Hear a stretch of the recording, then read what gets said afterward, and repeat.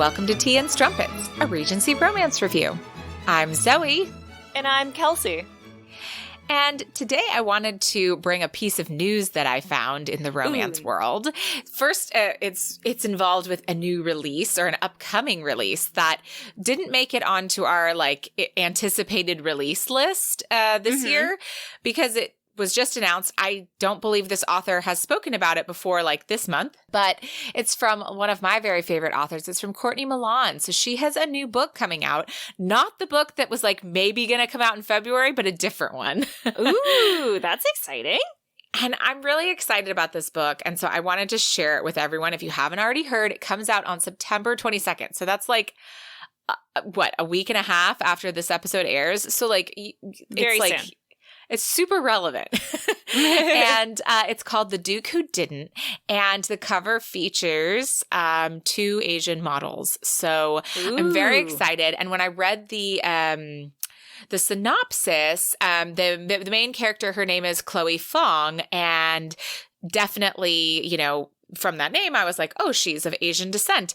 And then, the Duke's name is Jeremy Wentworth. So I thought, well, this is interesting because, again, there's a male Asian model on the cover. So I'm super intrigued.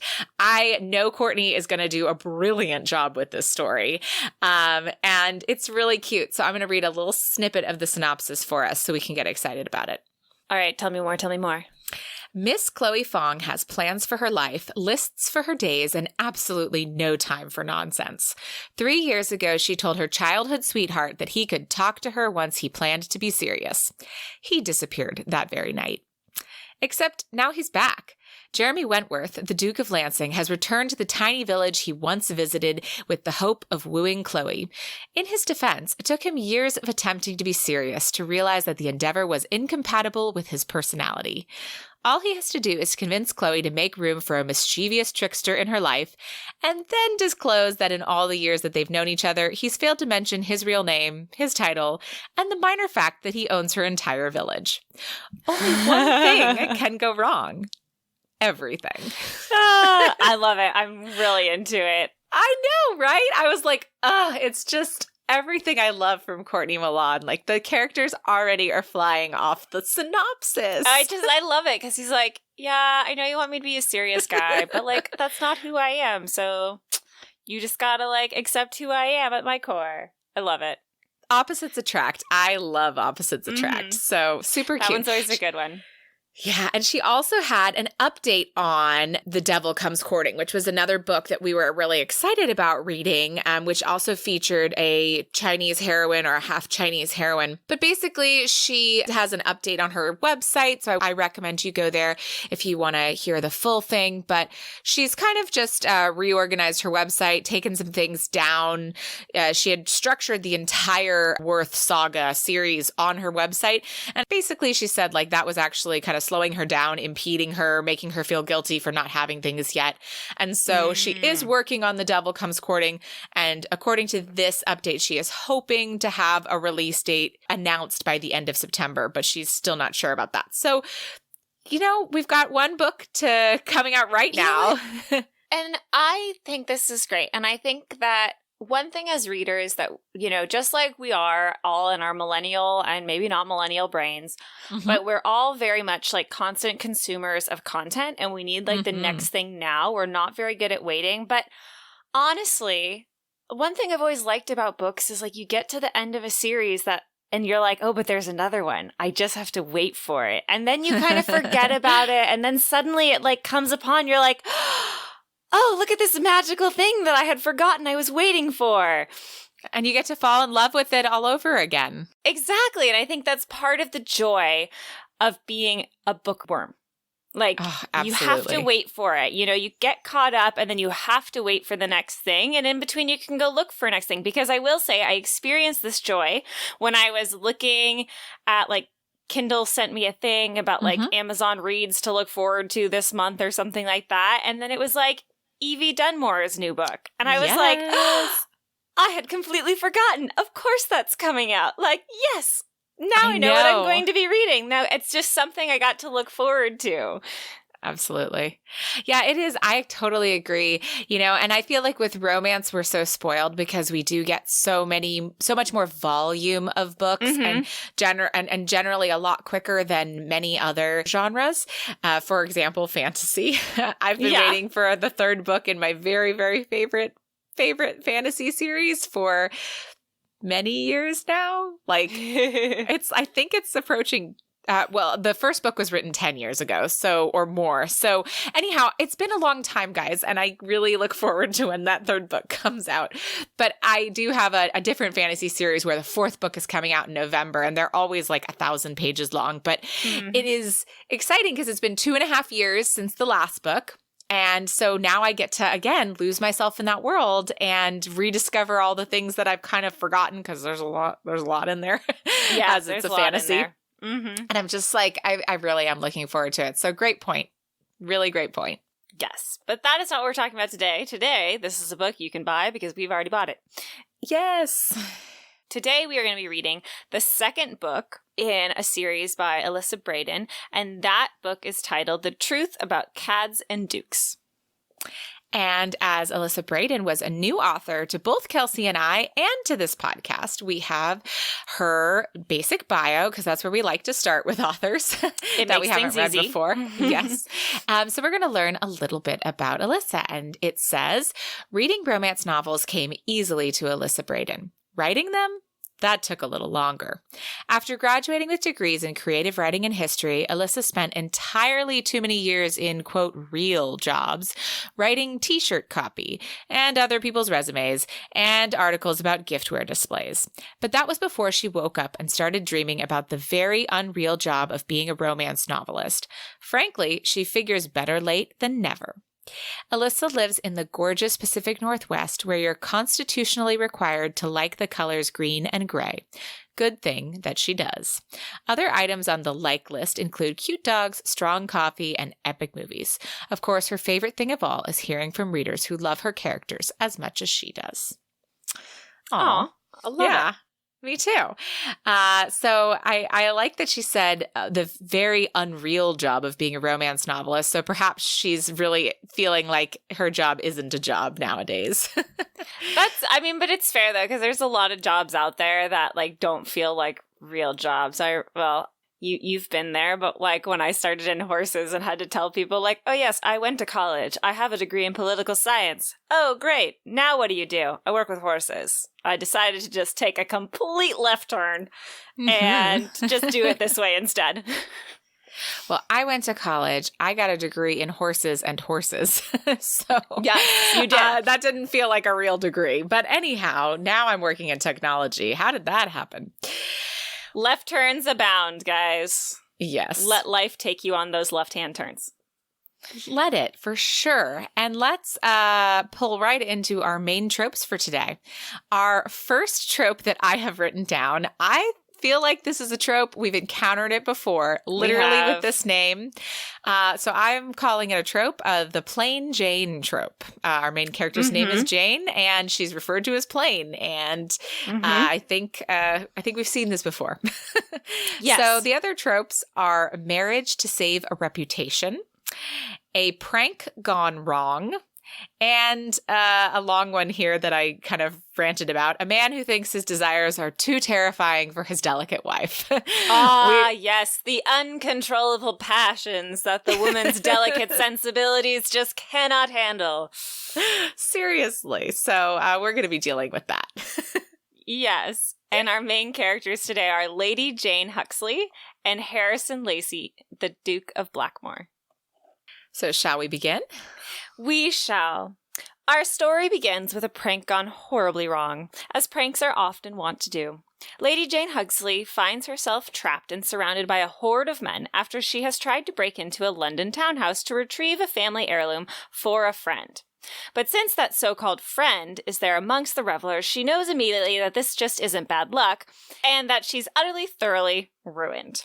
Especially in the getup that she's been told to wear, trousers and a mask with her glasses on the outside, because really, did you think you could put your glasses on the inside of a mask? She knows that this is not something she nor her sisters will be able to recover from. The man who tricked her is Lord Colin Lacy, reprobate brother to her best friend Victoria. He had come to her 6 weeks earlier to plead her ear. He very much wanted to get back in Victoria's good graces and rekindle a relationship with her. Though Jane thinks that this is highly unlikely, she's the type to believe the best in everyone, and so she and Colin spark up a friendship of sorts. Now, Jane is known as plain Jane in society. Short of stature and rounder than fashion dictated, her shy nature and spectacles didn't help her make friends easily. But once someone cracked through her shell, they discovered what a lovely, smart, and interesting woman she was. Colin isn't completely heartless and starts to regret his plans almost as soon as he begins the ruse. He genuinely likes Jane, and he truly wishes to rekindle things with Victoria, and he knows that making her best friend into the butt of a bet isn't going to help. But he's terribly in debt and has no more time left before he starts paying in flesh, and so he's a bit stuck. And of course, the bet grows from a harmless small thing to something so large that he can't control it. And that's what we see in our first scene. However, Lady Jane is saved from complete ruination by Lord Colin's and Victoria's other brother, the Duke of Blackmore. He offers for Jane's hand, and he threatens all those who had joined the bet so that many of them forget what happened that night. Although there are still whispers through the ton about it, it definitely helps the scandal die down. Jane is horrified at the thought of becoming a duchess and being married to the imposing, uptight, and very handsome Blackmore.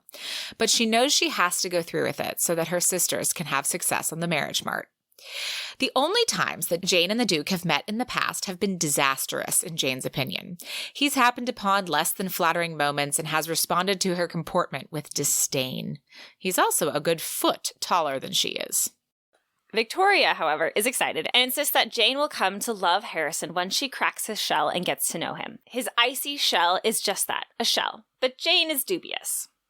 So soon the two are married, and they leave to the country to adjust to married life. Along the way, they stop at an inn and have to share a bed, though Harrison insists that they will not be consummating the marriage in an inn.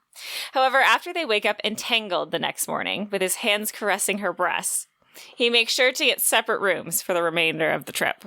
Life settles in at the estate. It is massive and beautiful, and Harrison has everything running like clockwork. It has 2 incredible libraries, and Jane is just entranced with them. The couple learn more about each other, and while they seem terribly mismatched, they also have a bit of a spark between them, and they are more and more curious about the other as they begin to open up. Jane appears shy, but is a delightful conversationist and very caring and compassionate once Harrison gets to know her. Harrison seems made of frozen marble at first inspection, but once he begins to thaw, Jane realizes that he is also an extremely caring individual, wrapped up in a sense of duty and traumatized from a harsh upbringing. They come to care for the other quite quickly. However, things aren't quite right in the bedroom department at first. Encounter number 1 is a lackluster coupling that leaves Jane unfulfilled. It starts off promising, but Harrison insists that she let him do all the work and ends up leaving her quite frustrated. Guys, it was also very frustrating to read. So frustrating. It's like, wait, what? Because it's like building and building and building. Then he's like, oop, done, okay, bye. It's like, oh, okay. Well then. Yeah. Not fair. No, definitely not fair. Soon after, Harrison receives a letter from his best friend requesting that he and his mother and sister visit. Harrison does not want to make Jen uncomfortable since she is so shy and reticent about being a duchess already, so he decides to plan the entire visit himself and not trouble her with the meal planning or activities. Oh, this can't possibly backfire. But before this visit begins, our couple finally ignites for encounter number 2 in the library. After an explosive fight over the price of chocolate, the anger morphs to lust, and they have a very satisfying time on the desk that leads to Jane's first orgasm. Harrison is, of course, embarrassed about the whole affair and shuts down afterwards, as he thinks that wives shouldn't be treated with such carelessness. Jane, on the other hand, has finally understood what her older sister is talking about with lovemaking and passion, and she realizes that her husband has been holding himself back and decides that she needs to do something about it. However, Harrison keeps to himself for the next few days, and Jane has to resort to drastic measures. She packs herself a picnic and marches out along to the castle ruins on the grounds while Harrison is out for his ride. He sees her as she intended, and then she ropes him into a picnic. She has noticed that he watches her hands a lot, so uses that to her advantage as she eats each delicacy in the basket. She has also not worn much under her cloak, which she removes early on and stares brazenly at her husband. Harrison scrambles and tries to get Jane to understand, saying, quote, "The barest flash of agony sifted through his eyes, tugged at his brow before it was controlled. What happened before? In the library." His chest heaved and his jaw hardened. Yes, it was unforgivable. She crossed her arms beneath her bosom, unintentionally lifting the rounded flesh to swell further above her neckline. According to whom? He blinked, his eyes darting between her bosoms and her face, seemingly unable to decide where to land. To me, it is my duty to protect you. I am your wife. Would you not say it is also your duty to provide for my every need? Sensing a trap, he tried reasoning first. As long as you are not harmed in doing so, yes. Then we are in an agreement. She held her arms out to her sides, inviting him to look his fill. Do I appear harmed to you?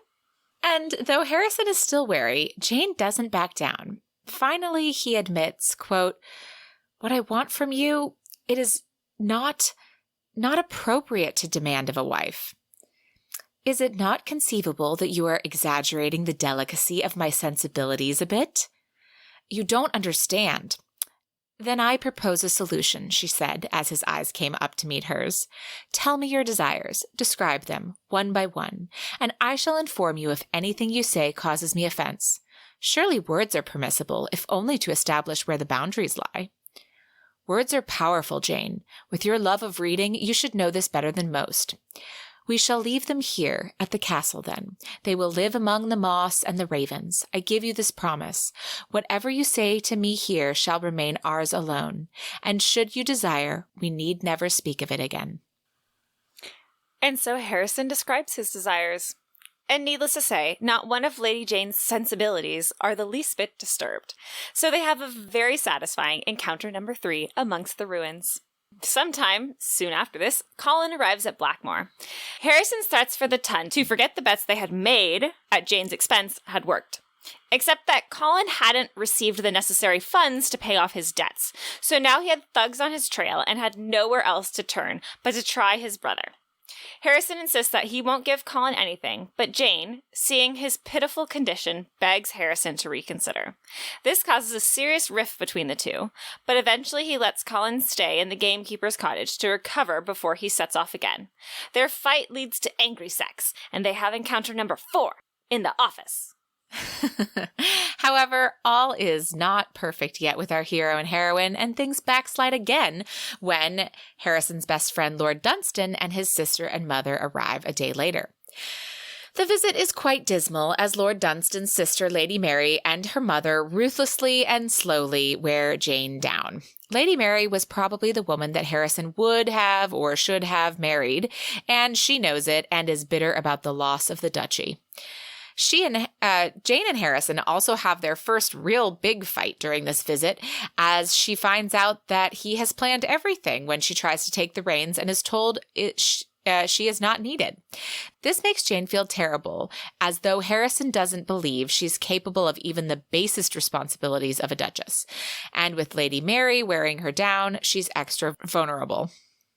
So needing some decent company, she actually goes out to the cottage to chat with Colin. They've already had the opportunity to air all their issues before, and Colin has been more than honest with Jane about it all, and she appreciates his candor and misses having a friend.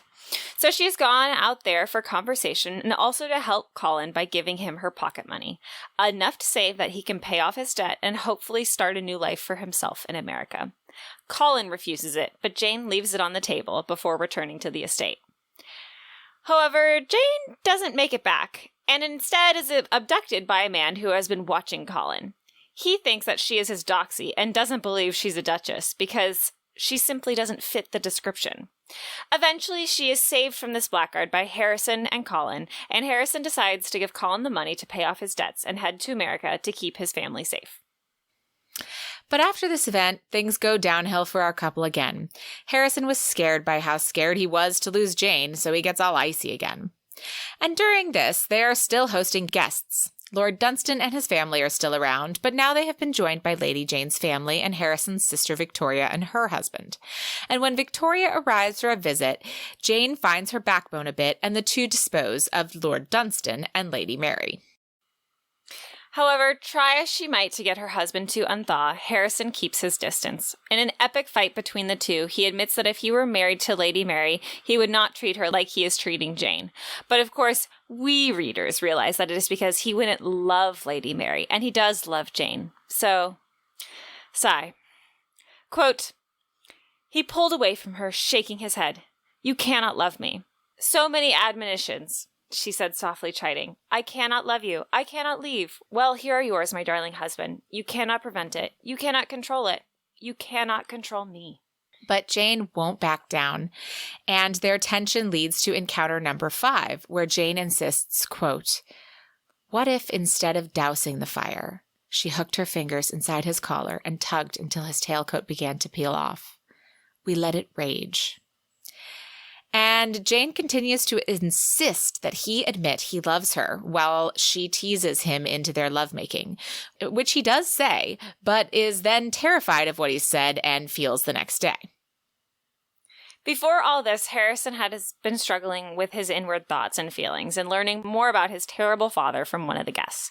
He thought he had to contain his feelings to not fall into traps his father did, but then he realizes that by containing his feelings, he's actually falling into the trap that his father did.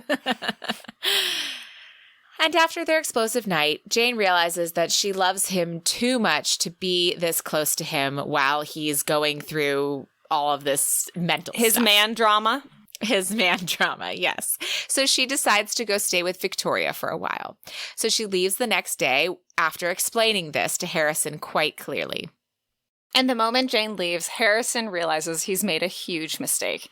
Even the distance of a few miles apart is simply too great, and he knows he needs to have her back. So he hops on his horse and gallops to catch the carriage and makes a beautiful and heartfelt apology, an explanation that sends Jane tumbling into his arms. And after a few ups and downs, our characters are now open and honest with each other and ready to live blissfully, happily ever after together. We do get encounter number 6 after their reunion, just FYI. And then we get a short epilogue, which focuses on a character that I did not mention in the synopsis. We're seeing it from her point of view. But we learn that the Duke and Duchess are extremely happy, and many children are expected from their union if their happiness has anything to show for it. So, the end. The end. Wonderful. Yay.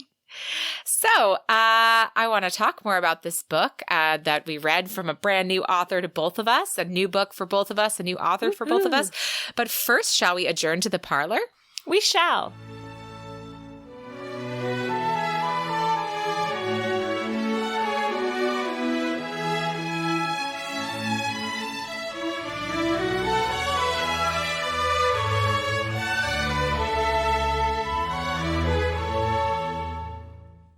So we have a pretty quick parlor today. We just wanted to remind you guys where you can find us on social media and around the web. We're on Instagram and Twitter at T as in Tom and as in Nancy Strumpets, Facebook / the same thing, and Pinterest / the same thing, and YouTube by searching our name. And we have a website. It's romancepod.com. So there you can find all sorts of stuff, blog posts, our synopsis is written out, and information about us. So we recommend you head on over there and take a look. While you're there, you can also sign up for our email notifications. We don't send a lot of them, so don't worry about that. You can just get updates on what we plan for the podcast each month. Absolutely. And finally, we do have a request for you guys. If you are enjoying what you're hearing, we would love it so much if you would leave us a review. Reviews really help us get found, and they also bring a really big smile to our face. We love to hear what you guys think, and we love to hear that we're being heard, because sometimes it feels like we're shouting out into the great big void. So we love hearing from you guys in any respect. But yeah, so, and also if you like what you're hearing, tell a friend, spread the word. We really appreciate it.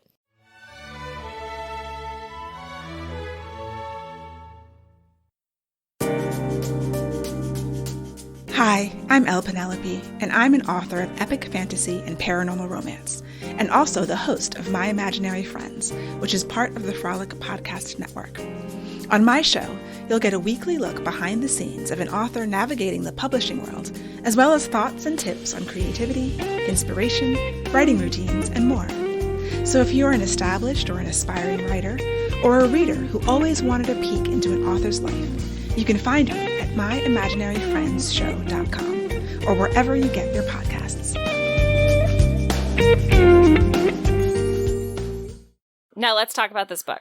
Let's talk about it. So, Kelsey, you want to give your general thoughts first? Okay, my general thoughts were, I was grumpy at the beginning of this book. Really? I really liked the writing. It wasn't that. Me too. I did have a hard time with the characters. I didn't dislike them, but I didn't fall in love with them immediately. Yes, I agree. And it's just I thought Harrison was almost too pompous. There was no, because usually when you get a pompous, you see a flicker in the eye, there's something about them. But he really, even in his inward thoughts, he wasn't very likable. He was very pompous and assy, even when it was his point of view. And Jane, I thought she was great, and I totally understand her shyness. But it's so funny because you kind of see Colin kind of wooing her and setting her up for this eventual ruination moment. And the whole time she's kind of skeptical of him, but then goes along with it. She teases him and is yeah, you're not going to be able to charm me like that. But kind of still goes along with him, even though she's skeptical. So I'm just how did you put your foot? I just never saw the moment where she was so much this is my good friend that I will do this for. And I don't know if it's just because she had so few friends that even to say he was kind of a friend was a big deal for her. But yeah, I don't know. I didn't quite get I just didn't see how she quite got to that moment. That being said, as the book progressed, I got more and more interested in the characters, and I got good feelings from the both of them. And Harrison, I liked quite a bit more at the end than I did at the beginning. And Jane also. Absolutely. I think this is really funny because I felt almost the opposite way about the book. I really liked it from the beginning, and I slowly fell off the bandwagon as I went.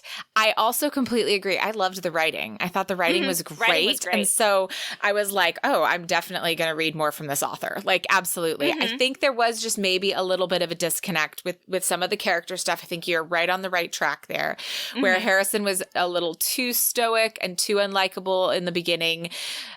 Which, you have to have that flash of something. Of course we know he's going to be redeemable, by the end if it's a good book. But there has to be that something that, and it can't just be word of mouth. Just because Victoria's no, my brother's really a softie, Yeah, no, she says that, and you're what do you mean? There's no way. There's no way, Victoria. There's literally nothing to have proven that. But yeah. I also I really dislike in TV shows, movies, books, when you start with a scene and then you go back in time. I'm always oh man. Oh, I hate that. That's the worst.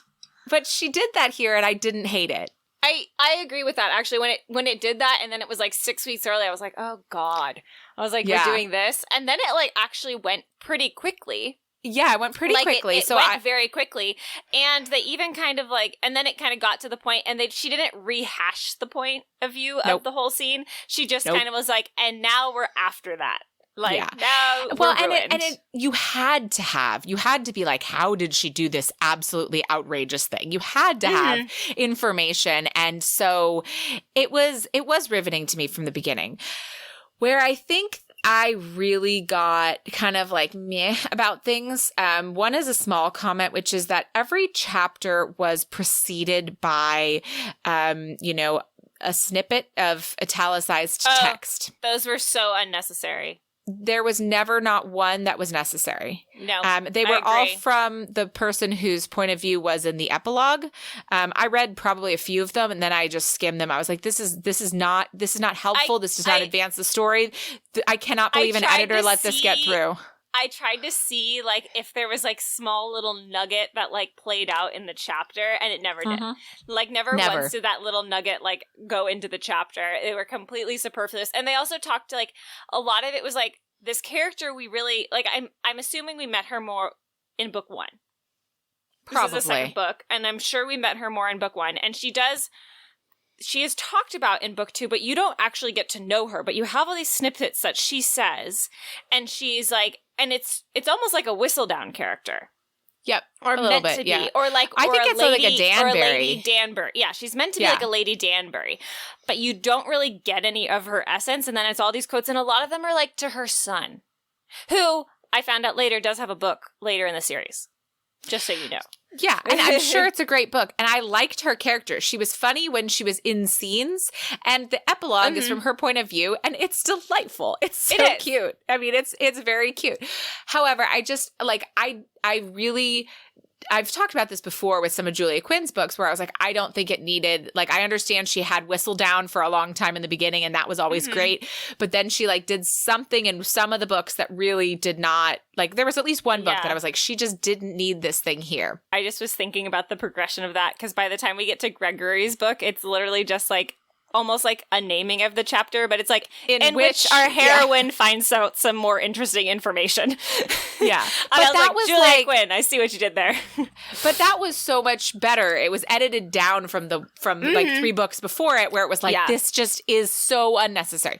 So anyhow, I didn't like that because, again, I just felt like it was a thing that should have been edited because it didn't add to the story. And that just kind of like irks me.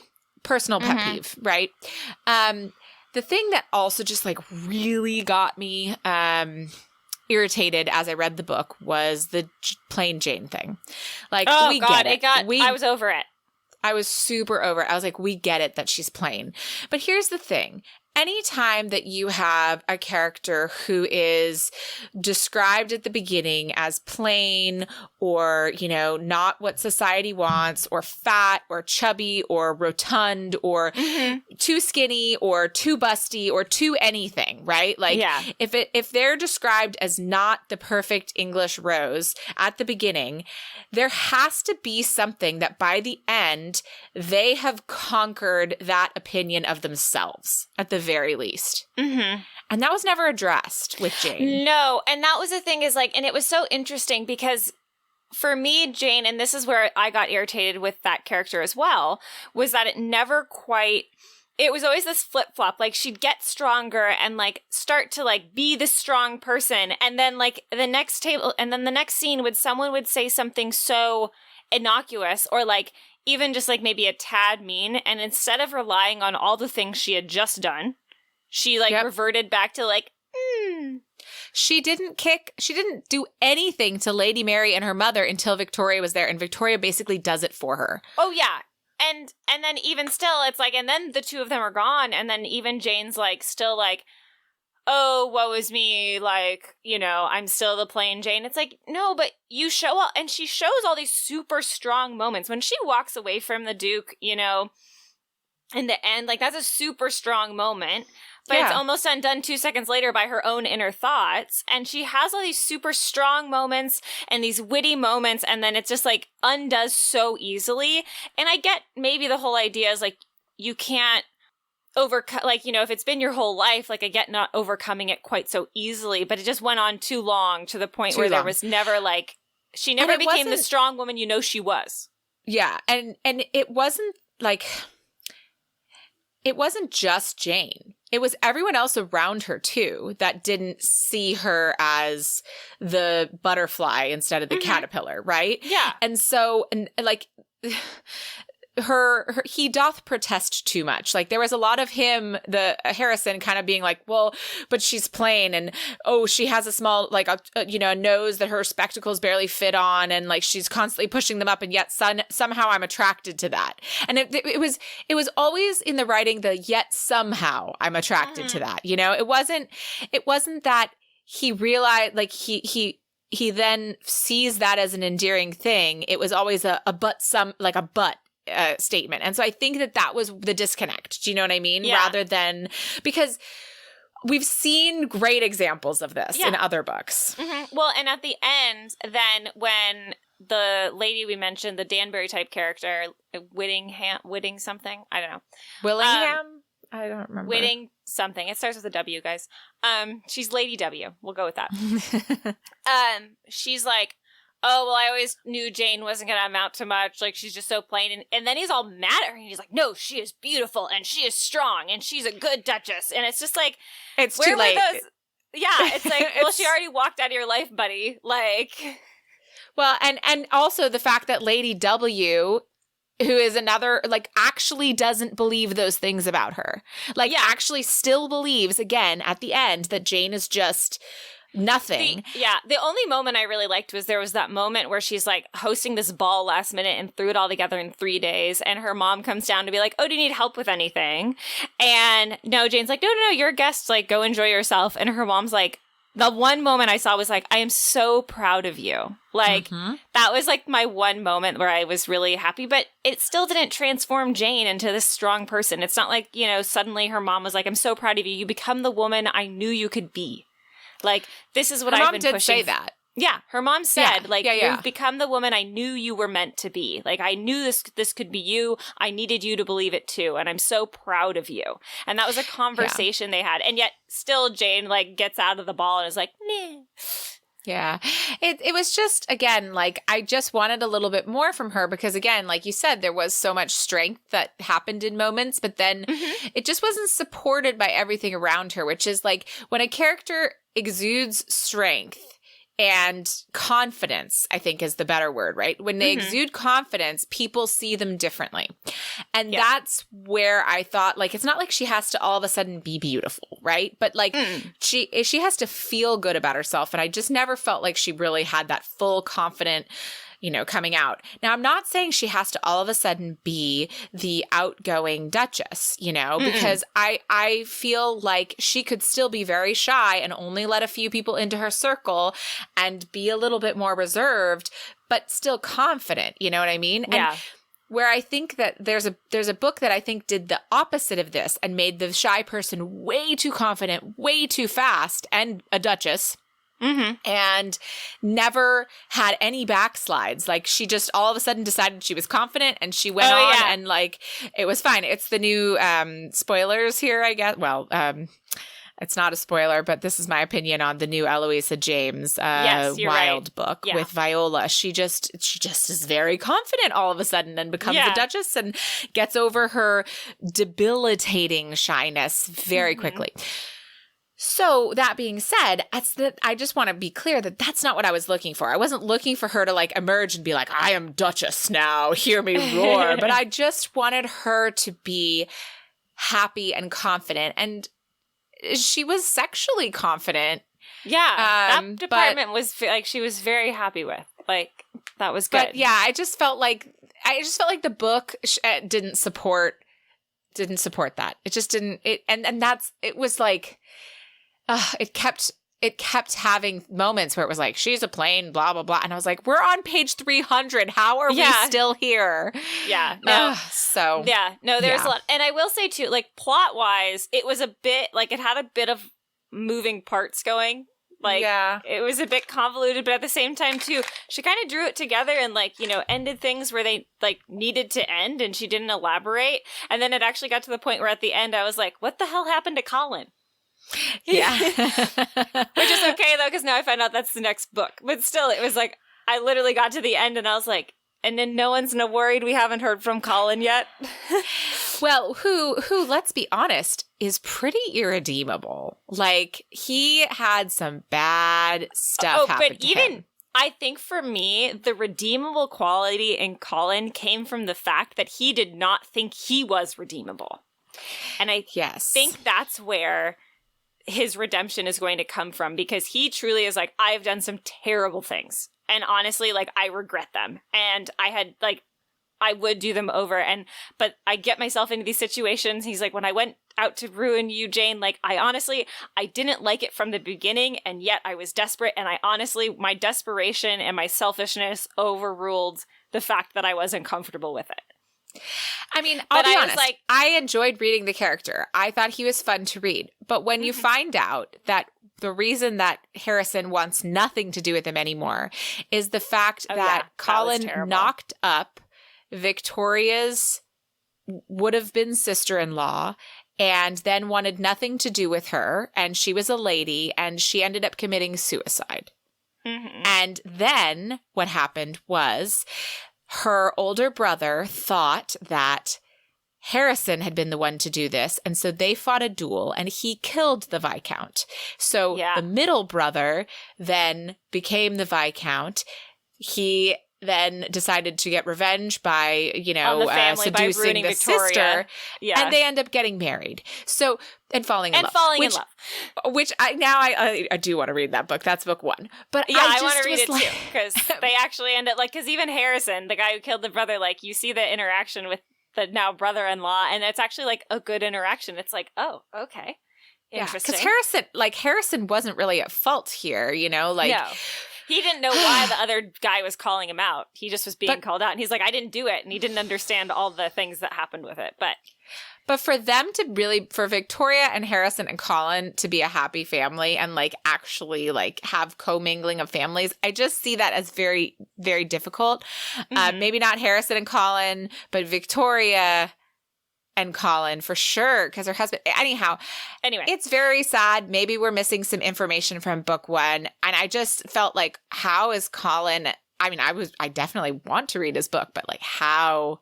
I know, but that's he has to grow and get past the trauma and everything. But I think the first step in his redemption comes from the fact that he admits that he's a horrible person and he recognizes that. Yeah, he did recognize it. That's so true. All right, so we're talking about not one of our main characters. How do we talk about our main characters? Yes, I think we've talked a lot about Jane, and we've given a lot of opinions on Jane. And so if we're going to do our heroine rating, do we have anything else to add? I feel like we've kind of talked a bit length. I think we got it. I'm ready to rate. With Jane. Okay, Zoe, rate away. I'm going to give her a 6. Okay. I wouldn't take her or leave her. There were things about her I liked, but there was a lot I found lacking. Okay, I am a little bit higher than you. I'm going to say a 7. It's kind of where I want to be. Because I think that I don't think she's great. I did have the issues with the plain Jane. I was over it by the end of it. But again, it wasn't only her. No, again, it wasn't only her. And her, when she was that strong person, I really liked that character. And so that's what I'm going to say. When she was strong, I really liked her.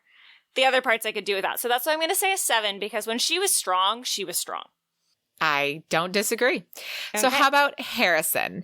We've already talked a little bit about him. We've said that he was kind of icy and very one note in the beginning, but then he opens up and you find about his past trauma and why he is the way he is. And he comes around in a reasonable amount of time, I think. Yes, I think that Harrison, a lot of his mistakes, Jane saw it as he didn't think, once again, where she's over, pulling it off. He was she's really shy. These people are visiting.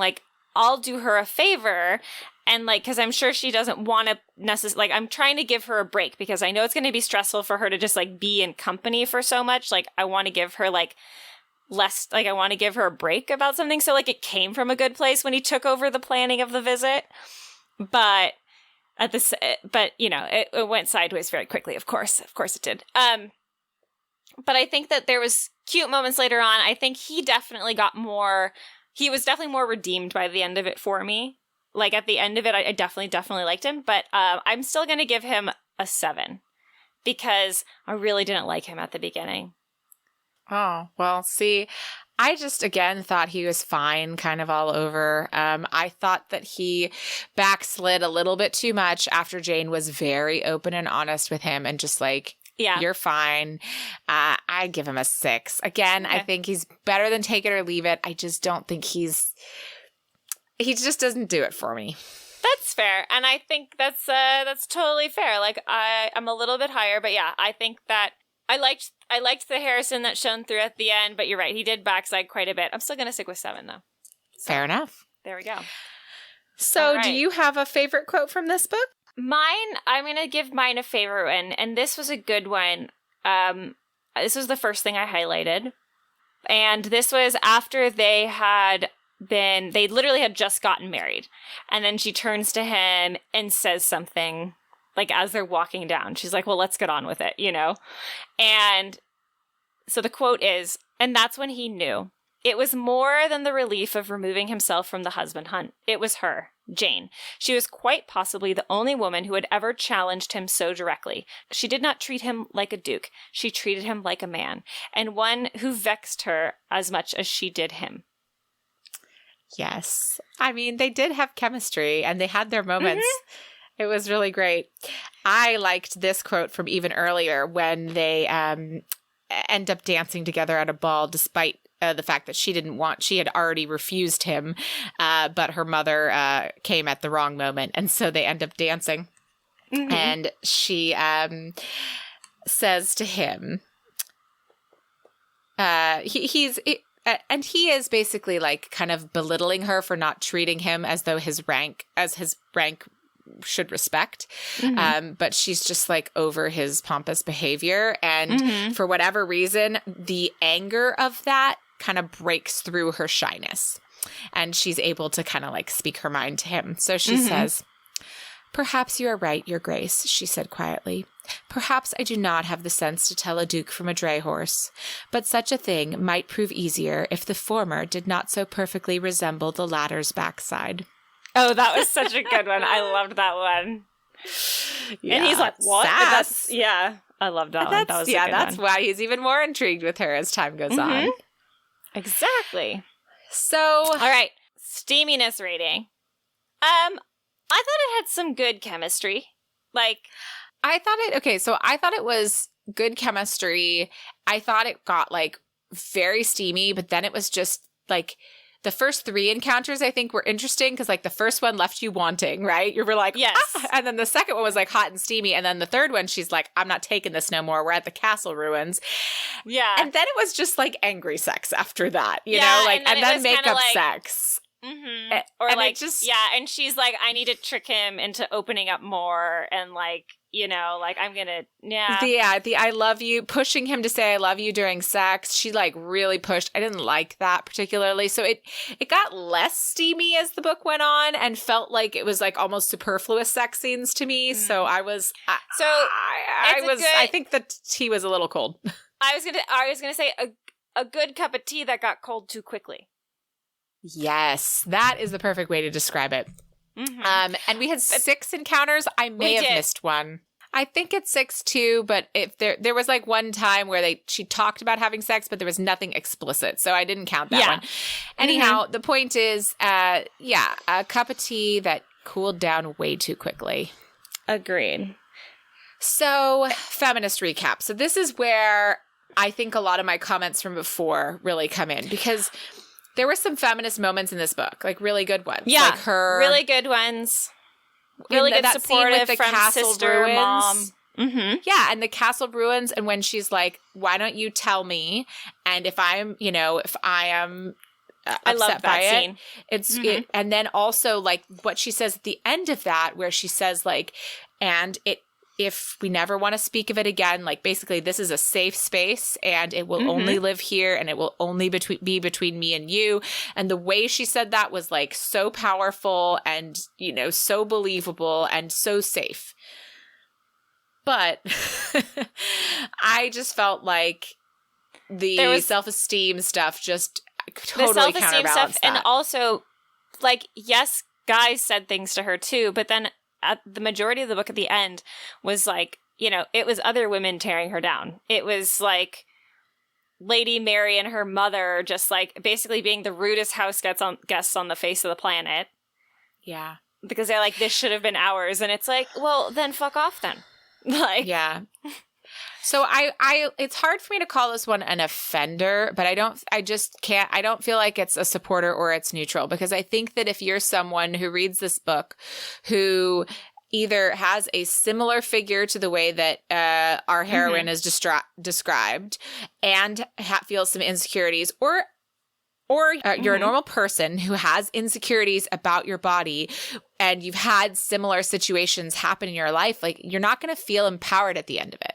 No. You know, you're just not. And so that's why I find this one is like a little bit encroaching on offender to me, because I feel like you're not going to feel great at the end of it about yourself if you have some vulnerabilities too. And so that's where I really believe that this author set out to write a feminist book. I just think that... I think so too. I think the moments that were feminist were very feminist. And I was like, here. Like, I really loved those. But I don't think that there was enough of them to outweigh the negativity that we also saw.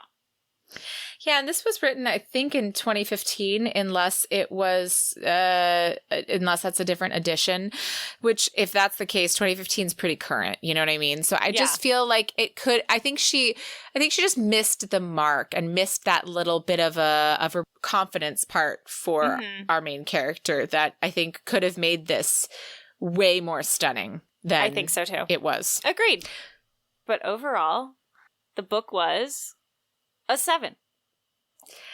I disagree. Okay. For me, the book was a 6. I mean, but that really goes with all of our ratings. That goes with everything we've said. You know, like, I think for me, like, I really enjoyed the writing and I really enjoyed the plot, and, you know, the stuff I talked about aside, like, for me, there was more good elements to tip it up to 7 for me than keep it down at a 6. Like, and I think part of my viewing of that is that maybe not the fact that, like, I was necessarily sold on this book, but, like, did it intrigue me to read more of the series? Absolutely. So. Oh, me too. I am for sure going to be reading more of these books. I'm really glad that our listeners, you know, I brought her into our viewpoint. How did we miss her? Listeners, we listen to you. We do. Absolutely. And we're just like, I also enjoyed reading this book. Yes, I had some criticisms of it, but like there's still like serious quality here that, you know, you can't, it's still undeniable, even if when you're picking it apart, you have some qualms. So no, this is a book I definitely found myself like I got into it and I was able to read it fairly quickly, and like, it wasn't a chore to read it. No, it was fun. And like I said, I do want to find out about Colin, and I do want to find out about Victoria, and I do want to find about all the other people we haven't yet met. So she did her work. Yes, she did. So as much fun as we had talking about this book, we're at that point where we talk about what we're doing next week. Yes, and next week, we are going to be talking with co-owner of LA famous bookstore The Ripped Bodice, Bea Koch, all about her new book, Mad and Bad, Real Heroines of the Regency. If there was a book that was more perfect to talk about on our podcast, I don't know what is.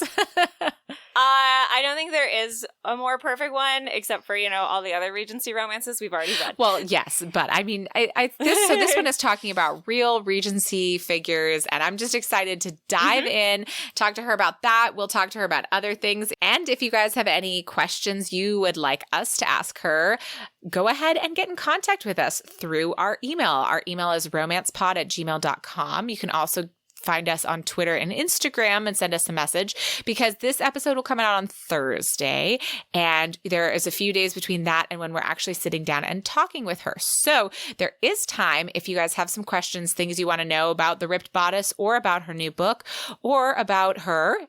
So please send those in to us if you guys have anything you want to learn about. So thank you all again for tuning in and listening. If you haven't subscribed to us yet, but you're listening to us, we recommend you do subscribe on your favorite podcast app of choice, or your favorite podcast app in general. I don't know what the difference of that might be. And we just appreciate it. So again, thanks for listening, and join us next time as we speak with Bea Koch about Mad and Bad, Real Heroines of the Regency. And may all your ever afters end happily.